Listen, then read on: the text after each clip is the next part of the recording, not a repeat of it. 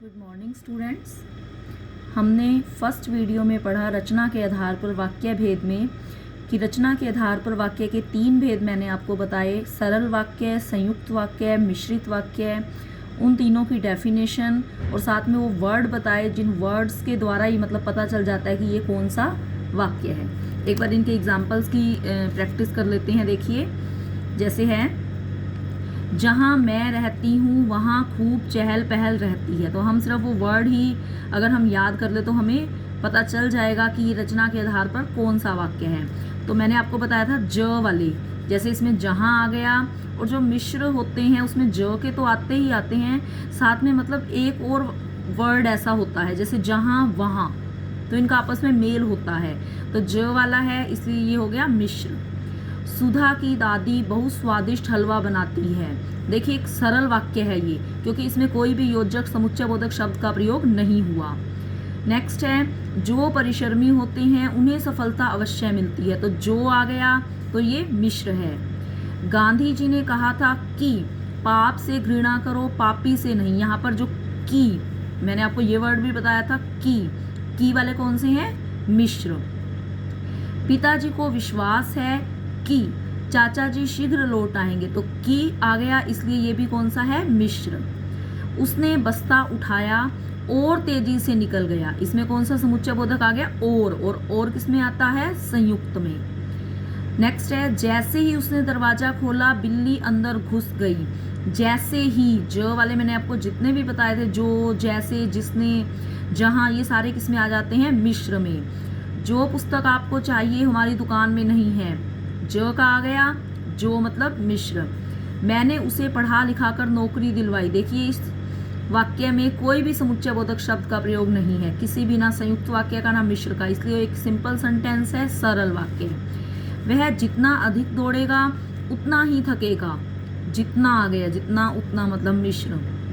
इस कमरे से बाहर निकलो। ये वैसे कई बार क्या कहते हैं कि हमारे मुंह से अचानक से निकल जाता है आज्ञावाचक, इस कमरे से बाहर निकलो। अगर हम इसको आज्ञावाचक करते हैं तो वो अर्थ के आधार पर चला जाता है, लेकिन हम यहाँ कर रहे हैं रचना के आधार पर। तो रचना के आधार पर देखें तो ये कौन सा है? सरल, क्योंकि इसमें किसी भी योजक शब्द का प्रयोग नहीं किया गया। शादी में आए हैं, खाना तो खाएंगे ही। ये संयुक्त वाक्य है, मतलब इसको यहाँ पर तो के द्वारा जोड़ा गया है। या लगाइए कि यहाँ जो योजक शब्द नहीं दिया हुआ कि शादी में आए हैं और खाना तो खाएंगे, ये संयुक्त है। सुधा और अमित अच्छा गाते हैं, ये सरल है। अब देखिए, कई बार बच्चे क्या करते हैं, और शब्द को देखकर इसमें संयुक्त लिख सकते हैं, लेकिन जो और शब्द है वो यहाँ पर दो मतलब उद्देश्य जरूर है, लेकिन क्रिया एक ही है दोनों की।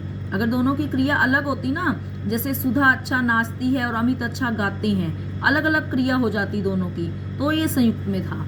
यहाँ जो और शब्द है वो सिर्फ शब्दों उद्देश्य को जोड़ रहा है, क्रिया इसमें एक ही है, तो सरल है ये। नेक्स्ट है, यह सत्य है कि परिश्रम का फल अवश्य मिलता है। कि इसलिए कौन सा है? मिश्र। मुझे विश्वास है कि, तो यहाँ से ही हमें पता चल रहा है कि मुझे विश्वास है कि टीम में आपका चयन अवश्य होगा। कि इसलिए मिश्र। अरे वाह, बड़ी सुंदर साड़ी पहनी, ये सरल है। अब देखिए, आपने पहले अर्थ के आधार पर भी पढ़े होंगे, तो कई बार बच्चे मिक्स कर देते हैं कि अरे वहाँ देखिए इसको विस्मय में लिख देते हैं, विस्मय सूचक, लेकिन वो अर्थ के आधार पर है। तो सबसे पहले आपको रचना के आधार पर जो है वो भेदों के अच्छे से नाम याद होने चाहिए। तो इसमें अरे वह जरूर, अरे वहाँ ये जरूर आया, लेकिन बड़ी सुंदर साड़ी पहनी है, इसमें कोई भी संयुक्त, कोई भी समुच्चय बोधक शब्द का प्रयोग नहीं है, तो ये सरल वाक्य है। विविधा व्यायाम करती है, ये भी है सरल। यह मेरी सीट है और वह आपकी। अब इसको देखिए, और इसमें और जो है इन दोनों वाक्यों को जोड़ रहा है, इसलिए ये संयुक्त है। जो हमने पहले किया था और वाला, वो शब्दों को जोड़ रहा था, उद्देश्यों को जोड़ रहा था, लेकिन इसमें दो अलग अलग वाक्यों को जोड़ रहा है, तो ये संयुक्त। विवेक दिन में नौकरी करता है और रात में पढ़ाई करता है। यहाँ पर भी जो और है वो अलग अलग वाक्यों को, अलग अलग कार्यों को जोड़ रहा है। क्रियाएं जो है वो दो दी गई हैं, नौकरी करने की और पढ़ाई करने की, तो ये संयुक्त है। जिस गायक का नाम आपने सूची में लिखवाया था वह आया ही नहीं। यहाँ से जिस शब्द से ही क्लियर हो रहा है कि जो ज वाले हैं वो किस में आ जाते हैं? मिश्र में। तो इस तरह से जो हमने ये भेद किए, आप इन वर्ड्स को भी ध्यान रखिए और इनकी जो डेफिनेशन है उसको भी ध्यान में रखकर इनके भेदों को बता सकते हैं।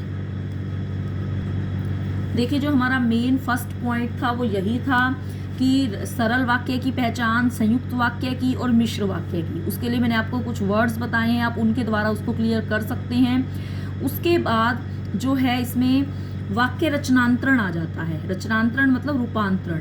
अब रचनांतरण, रचना करना होता है बनाना, रूपांतरण मतलब बदलना। वैसे एक ही चीज है कि किसी एक वाक्य भेद के वाक्य को दूसरे वाक्य भेद में परिवर्तित करने को वाक्य रचनांतरण अथवा रूपांतरण कहते हैं। मतलब एक प्रकार का वाक्य दिया गया है, उसको दूसरी प्रकार के वाक्य में बदल रहे हैं, तो वो होता है वाक्य रचनांतरण या कह सकते हैं वाक्य रूपांतरण।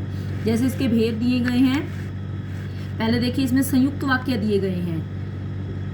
आप बुलाएंगे तो वह आ जाएगा, इसको इन्होंने कहा कि सरल में बदलिए। अब जब हम इसको दूसरी प्रकार के वाक्य में बदलेंगे तो हमें वो ध्यान होने चाहिए कि हमने उसमें किसी समुच्चयबोधक शब्द का प्रयोग करना है या नहीं करना। अगर करना है तो वो जिस वाक्य में हम चेंज कर रहे हैं उस वाक्य के समुच्चयबोधक शब्द को जोड़िए, तो अपने आप आपका उसका जो मीनिंग वो बन जाएगा। जैसे आप बुलाएंगे तो वह आ जाएगा, सरल में करना है आपके बुलाने पर वह आ जाएगा, क्योंकि सरल में हमने किसी भी उसका प्रयोग नहीं करना था, किसी भी समुच्चयबोधक शब्द का, योजक शब्द का। ऐसे ही है, लड़की ने चोरी की थी इसलिए पकड़ी गई, संयुक्त दिया गया है, सरल में चेंज किया, चोरी करने वाली लड़की पकड़ी गई। मतलब हम शब्दों को थोड़ा इधर उधर कर सकते हैं, शब्द वही रहते हैं, कुछ इसमें चेंजिंग आ जाते हैं जिस वाक्य में हम चेंज कर रहे हैं उसके अकॉर्डिंग। नेक्स्ट है, जैसे व्यक्ति बूढ़ा है अतः उसे दवा पिला दो, सरल बन जाएगा बूढ़े व्यक्ति को दवा पिला दो। नौकर काम चोर था इसलिए सेठ जी ने उसकी छुट्टी कर दी, सेठ जी ने काम चोर नौकर की छुट्टी कर दी। तो जब हम जिस प्रकार के वाक्य में बदल रहे हैं उसको मतलब हमें अच्छे से अपने माइंड में रखना है कि उसमें हमें क्या यूज़ करना है, कौन सा समुच्चयबोधक लगेगा। अगर सरल है तो जो समुच्चयबोधक शब्द दिए उनको हटाकर फिर हमें मीनिंगफुल सेंटेंस बनाना है। अब इसी तरह से है, जैसे सरल वाक्य दे दिया, लक्ष्मी दिल्ली जाकर खुश नहीं है, इसको इन्होंने कहा कि संयुक्त में चेंज कीजिए। तो हमें कुछ इस तरह से बनाना है कि संयुक्त वाले जो योजक शब्द होते हैं उसमें से कुछ ऐसा लगा के कि मीनिंगफुल सेंटेंस बन जाए। जैसे लक्ष्मी दिल्ली चली गई पर खुश नहीं है, या परंतु खुश नहीं है। ऐसे ही आज बाजार बंद होने के कारण कुछ नहीं मिला, इसको हमने चेंज किया, आज बाजार बंद था इसलिए कुछ नहीं मिला। वर्षा शुरू होते ही रवि घर चला गया, वर्षा शुरू हुई और रवि घर चला गया। अब एक चीज़ देखिए इसमें, जैसे ये था वर्षा शुरू होते ही रवि घर चला गया, ये एक सरल है। अगर इसको मिश्र में चेंज करना होता तो हम ज वाले किसी वर्ड का यूज़ करते, जैसे वर्षा शुरू हुई तो रवि घर चला गया, तो वो बन जाता मिश्र। लेकिन हमने संयुक्त में बदला तो और लगा दिया, वर्षा शुरू हुई और रवि घर चला गया। बाकी जितने भी ये दे रखे हैं मिश्र वाक्य को सरल वाक्य में या सरल को संयुक्त में, या जितने भी मतलब एक प्रकार के वाक्य को ये दूसरी प्रकार के वाक्य में बदला गया है, इनको आपको एक बार रीडिंग लेनी पड़ेगी। मतलब इनको आप जब रिवाइज कर लोगे ये आपको अपने आप ही क्लियर हो जाएंगे। अब मैं आपको आगे बता रही हूँ कि मैंने आपको बताया था कि जो पहले सरल वाक्य हमने पढ़ा, फिर संयुक्त पढ़ा, फिर मिश्र पढ़ा, फिर इनका रूपांतरण कि एक प्रकार के वाक्य को कैसे दूसरी प्रकार के वाक्य में बदलना है। अब मैंने आपको आगे बताया था कि जो मिश्र वाक्य होता है इसके आगे दो भेद मैंने आपको बताए थे। एक बताया था प्रधान उपवाक्य और दूसरा बताया था आश्रित उपवाक्य। देखिए ये याद करना बिल्कुल आसान है कि एक मिश्र वाक्य दे दिया गया और उसमें से आपको कहा गया कि प्रधान उपवाक्य छांटिए, तो आप प्रधान कैसे छांटेंगे। अगर कह दिया आश्रित छांटिए या उसकी क्या पहचान रहेगी, या दोनों भी पूछ सकते हैं। तो इसमें देखिए जैसे ये एग्जाम्पल है, हमारा उद्देश्य रहता है कि हम आत्मनिर्भर हों, तो ये एक मिश्र वाक्य है, क्योंकि इसमें हमने प्रधान और आश्रित हमें जब छांटने के लिए दिया जाएगा तो नेचुरली वो मिश्र वाक्य का एग्जाम्पल ही देंगे, क्योंकि जो प्रधान और आश्रित है वो मिश्र के भेद हैं। तो इसमें जो की योजक शब्द दिया गया इससे हमें पता चला कि ये मिश्रित है। अब इसमें देखिए पहले हमें क्या करना है कि जो वाक्य है उसको जिस योजक शब्द के द्वारा जोड़ा गया है वो देख लीजिए आप। जैसे इसमें की है, उसके बाद का जो पहला उपवाक्य है, दो उपवाक्य होते हैं इसमें, तो उसके बाद का जो ये उपवाक्य है, जहाँ ये वर्ड लिखा हुआ है उससे आगे, मतलब उसके बाद ये जैसे है कि, तो इसके बाद क्या लिखा है, हम आत्मनिर्भर हों। तो जो ये वाला होता है ये होता है आश्रित, और जो इससे पहले वाला हो गया वो क्या हो गया, प्रधान। जैसे इसमें तो प्रधान ही बताए गए हैं, लेकिन मैं आपको दोनों बता रही हूँ। एक कुछ एग्जाम्पल्स और देखिए, जैसे मुझे विश्वास है कि आप मान जाएंगे। अब इसमें दो उपवाक्य हैं, दोनों को जोड़ा गया है की से। अब की से आगे चलिए, आप मान जाएंगे, ये हो गया आश्रित, और जो पहले वाला है वो हो गया प्रधान। अब ये जरूरी नहीं है कि प्रधान पहले ही आए या आश्रित बाद में ही आए। हमने क्या पहचान करनी है, जहां ये वर्ड आया है, मतलब मिश्र में ज वाले आते हैं, क वाले आते हैं, की, क्योंकि या जब, जिसने, जो, जैसे, तो उससे आगे वाला उपवाक्य लेना है आश्रित में, और जो एक रह गया वो लेना है प्रधान में। अब जैसे ये वाला भी की का है, की से आगे है वह बहुत दुखी है, तो ये आश्रित है।